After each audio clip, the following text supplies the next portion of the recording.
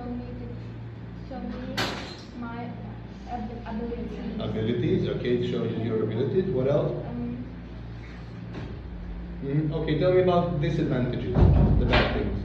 It's sometimes unfair and it's not fair sometimes, right? Yeah, and it's too soon, right? And sometimes I don't remember the knowledge. You don't remember, you don't memorize, Yeah. right? Okay. So, tell me, do you think exams are a fair way to show your knowledge? Sometimes. Okay. Do you think exams make students memorize better? No.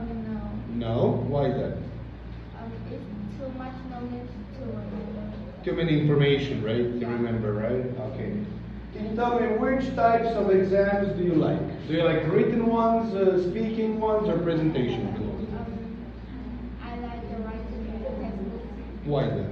Because I am scared of speaking. You're scared to speak, right? Scared of speaking. Yeah. But you're okay. You're good. Don't worry. Maybe.